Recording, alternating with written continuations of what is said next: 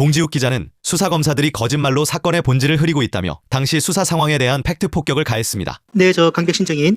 네, 증인은 대장동 사건, 윤석열 명예훼손 사건 이 수사하셨는데 범죄 수사가 필요하다고 해서 형사소송법이나 검찰청법 무시하고 수사하면 안 되죠. 당연히 적법 절차를 지켜서 수사를 하였습니다. 무시하면 안 되죠. 네. 자, 증인 대장동 사건, 윤석열 명예훼손 사건 수사하면서 내 편, 네 편 가리지 않고 엄정하게 수사하셨습니까? 주어진 증거와 법리에 따라서 객관적이고 공정하게 수사를 진행하였습니다. 내 편, 네 편 가리지 않고 수사하셨습니까? 네 편, 내 편 가리고 그런 개념은 없습니다. 수사할 때. 내 편이라도 엄정하게 수사하셨다. 헌법과 그렇습니까? 법률에 따라서 원칙에 따라 수사했습니다. 한번 봅시다. 내 편, 네 편 가리지 않고 엄정하게 수사했는지. 자, 아까 존경하는 양문암 의원님 질의에서 증인이 이 사건 특수하다 이런 말씀을 하셨는데 명예훼손 사건 증인 20년 검사 생활 하시면서 간단하게 대답해 주십시오. 당사자의 명예훼손 피해자 처벌 의사 확인하지 않고 기소한 적 한 번이라도 있습니까? 이 사건 말고. 정확하게 기억은 안 나지만 명예훼손 사건의 경우에는 반환사 불별죄이기 때문에 처벌 여사 확인 안 된 경우에도 기소되는 사례가 종종 있는 걸로 알고 있습니다. 아, 증인이 그렇게 했냐 안 했냐 그런 적 있냐고 물어보는 거잖아요. 증인이. 제가 처리한 사건 중에도 그런 없죠. 사건이 있을 이 사건 수도 말고는 있습니다. 없잖아요. 안 그래도 일 많아 죽겠는데 처벌 의사 묻지도 않고 고생해서 기소해가지고 나중에 공소기각 우려했는데 그렇게 할 검사가 어디 있어요? 됐어요. 사건을 수사하다 보면 됐어요. 자, 강일민 검사, 강일민 증인. 네.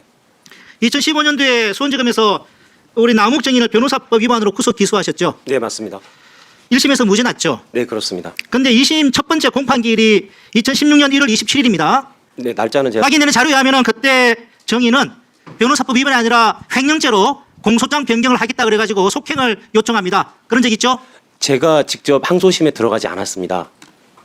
네, 항소심 아니었어. 그러면은 항소심에도 계속 1심 수사검사로서 관여는 했죠. 아니 그렇지 않습니다. 제가 그 부분에 대해서는 이미 진술을 한 바가 있는데요. 제가 1심에서 무죄를 받았고 1심에서 횡령으로 공소장 변경을 할지 여부를 지휘부가 검토했다가 1심까지는 그냥 유지하고 만약에 무죄가 났을 경우에는 항소심에서 변경을 하자. 그래서 그 부분을 제가 항소심에 올라가는 고검검사가 볼 수 있게 분명히 써놓은 게 확인이 됩니다. 기록상으로. 근데 그 당시 고검검사께서 저한테 상의 없이 그냥 1심 첫 기일에서 바로 그냥 더 이상 할 게 없다고 하고 마친 사건입니다. 그래서 2심에서 무죄가 났습니다. 확인되는 기록에 하면은 첫 번째 공판기일에서 더 이상 할 게 없다고 한 게 아니라 첫 번째 공판기일에서는 공소장 변경 필요하다. 네. 검토하겠다 그래가지고 속행을 요청을 해요. 그래가지고 2010년 3월 4일 2차 공판기일에 검사가 갑자기 공소장 변경하지 않겠다 그래서 종결이 됩니다. 네. 그때 그러면은 공소법정에 나가지 않았습니까? 그러면은 항소심은 제가 한 번도 항소심 유지한 공판 검사랑 소통한 적 없습니까? 없습니다.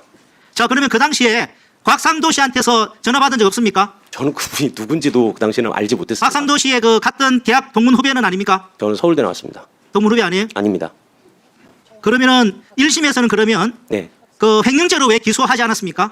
1심에서는 당시 이제 그 예금보험검사 수사 의뢰 자체가 그 이강길 씨의 횡령금을 일부 로비 자금으로 쓴 걸 확인해 달라는 그런 취지였습니다. 그래서 전부 로비스트로 변호사법 위반으로 기소를 했기 때문에 이 기소를 전체적으로 같이 진행하기 위해서 1심에서는 하지 않았고. 자, 좋습니다. 예, 자, 근데 1심 판결문을 보면 맞습니다. 예. 남욱 씨가 이 판결이 어떻게 되냐면은 남욱 씨 피고인의 주장대로라면 피고인은 특경가법상의 횡령죄에 해당할 수 있다는 거예요. 그런데 맞습니다. 검찰이 횡령죄로 기소 안 하고 변호사법 위반죄로 기소해가지고 무죄가 났습니다. 남욱 씨 그런 주장 한 적 있죠? 네, 그렇습니다. 예, 여기에 맞습니다. 대해서는 근데 1심 수사 담당 검사로서 할 말이 있습니까? 예. 제가 그렇게 말씀드린 거는 수사 의뢰 자체가 그렇게 왔고 저희 수사로서도 변호사법 위반이 맞겠다. 다만 횡령과 변호사법 위반은 동전의 양면 같은 것이어서 이게 만약에 인정이 안 된다면은 끝까지 처벌을 하기 위해서 자, 항소심에서 그 부분을 변경을 하자. 그러면은 예. 선택적 기소나 예비적 기소는 왜 안 했습니까? 제가 말씀드렸듯이 1심에서 다른 로비스트를 함께 기소를 했기 때문에 이 저희의 그 기소의 정합성을 유지하기 위해서는 그대로 가자. 다만 항소심에서는 오케이, 자, 그럼 시간 관계상 미안합니다. 자, 그러면 강백신 증인, 곽상도 씨 기소할 때 언론 보도에 하면은 곽상도 청탁 의혹 받는 남욱 수사검사 입건한데 여기 나와 있는 남욱 청탁 의혹 받는 남욱 수사검사가 옆에 있는 강민일 검사 아닙니까? 아닙니다. 다른 검사예요? 항소심 검사였습니다. 그럼 그 검사는 대장동 수사팀 일원 아니었습니까? 전혀 아니었습니다. 자, 그러면 이 2023년 11월자 이 언론 보도인데 이 남욱 수사검사 그 이후에 입건했습니까? 안 했습니까? 곽상도 공소장에 의하면은 청탁을 받은 걸로 돼 있지 않습니까? 검사한테 청탁한 걸로. 입건 안 된 걸로 알고 있습니다. 왜 안 하셨습니까? 내 편인데 입건 안 한 거 아니에요?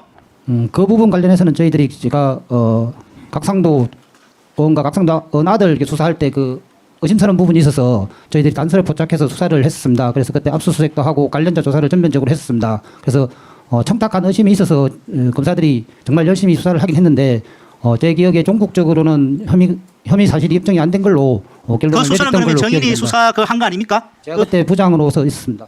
부장으로서 지휘를 했습니다. 그러면 철저하게 수사를 하셨다는 거예요? 그 철저하게 했습니다. 혐의를 그때 수사했는데도 확인을 못했다는 겁니까? 네, 그렇습니다. 의원님께서 말씀하신 것처럼 전체적인 구도가 의심스러운 부분이 있었고 그래서 그 부분과 관련해서 검사들과 상의를 해서 이 부분은 철저하게 수사를 하자 이렇게 해서 철저하게 할 수 있는 최선의 수사를 했고 다만 결론은 혐의가 없는 걸로 제가 결론을 그러면 났던 걸로 무혐의가 기억됩니다. 됐습니까? 최종적으로 그 검사는? 네. 그 검사는 최종적으로 수사 결과 혐의 없는 거 무혐의 처리가 됐습니까? 알선수재 금품 받은 거나 이런 게 있었어야 되는데 그런 게 전혀 나타나지 않았기 때문에 아마 입건은 안 됐던 걸로 제가 기억이 됩니다. 자, 남욱정인. 네. 그 1심에서 이제 그 변호사법 위반 무죄 받은 이후에 2심의 공판에서 네. 횡령죄로 이제 검사가 공소장에 변경할 움직임이 보여가지고 네. 급히 김만배 씨 통해 가지고 박상도 도움을 받아가지고 공소장 변경이 안 된 그런 사실이 뉴스타파 보도에 나오는데 그 사실은 맞긴 맞는 거죠. 사실은 맞습니다. 첫 그래서 나중에 5천만 원 곽상도 씨한테 준 거 아니에요? 김만배 씨가.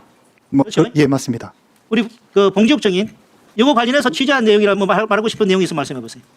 네, 일단 저 강백신 검사와 강일민 검사가 지금 거짓말을 하거나 말을 하지 않는 방법으로 사건의 본질을 흐리고 있는데요. 일단 2015년에 수원지검에서 정영학, 남욱 그리고 조우영을 수사하는데요. 당시에 정영학 회계사의 휴대전화와 녹음기를 수원지검에서 압수합니다. 근데 그 녹음기 안에는 지금 2012년도부터 2014년까지 이 대장동 업자들의 대화, 뇌물상납이나 유동규와 남욱 씨의 대화 이런 것들이 녹음 파일이 담겨 있었어요. 압수를 했는데 수사를 안 하고 정영학을 기소를 안 했습니다. 그게 강일민 검사예요. 강일민 검사고 그 이후에 지금 강배신 검사는 무슨 거짓말을 하고 있냐면 그렇다면 곽상도를 수사 무마로 기소를 하지 말았어야죠. 곽상도에 대해서 추가 공소장에 보면 그 곽상도를 통해서 김만배와 곽상도를 통해서 남욱의 공소장 변경을 못하게 수사 무마 로비를 했고 그게 성공해서 나중에 남욱 변호사가 곽상도에게 정치자금 5천만 원을 줬다. 본인이 쓴 공소장에 그렇게 돼 있어요. 근데 그 검사는 죄가 없다면 곽상도는 왜 기소합니까? 그리고 강일민 검사 같은 경우에도 강백신 검사 수사팀에서 수사를 했습니다. 조서 썼죠. 자기들이 다 조서 내고 2심도 마찬가지로 항소심 공판검사 고검검사가 공소장 변경하면 그건 형식적인 거죠. 형식적인 거죠. 그거는 기소한 검사 1심에서 기소와 공판을 동시에 담당한 강일민 검사의 뜻이고 여기서 제가 취재한 바로는 강일민 검사의 위에 부장검사가 있습니다. 그 부장검사에게 곽상도가 청탁을 했고 부장검사의 지시를 받고 공소장 변경이 안 됐고 결과적으로 수사 무마가 성공됐다는 점 그리고 무엇보다 정영학 녹음 파일을 수원지검에서 2015년에 수사를 제대로 했다면 대장동 사업자들은 그때 끝났습니다. 2015년 3월에 사업자로 선정이 됐는데 그 해 그냥 그 사업은 끝날 수밖에 없었던 거예요. 결국에 2011년 대검중수부, 2012년에 서울중앙지검, 그리고 경기 분당경찰서, 그리고 2014년 경기지방경찰청 이렇게까지 4번의 수사 무마를 김만배를 통해서 계속해서 한 사실이 정영학 녹음 파일에 다 있었고 수원지검에 다 가 있었어요. 근데 제가 보도를 하니까 우리가 압수수색을 한 건 맞는데 녹음 파일은 없었다라고 주장을 합니다. 수사 과정에서 사라진 진실을 끝까지 파헤쳐야 한다는 목소리에 힘을 보태신다면 구독, 좋아요, 댓글 부탁드립니다.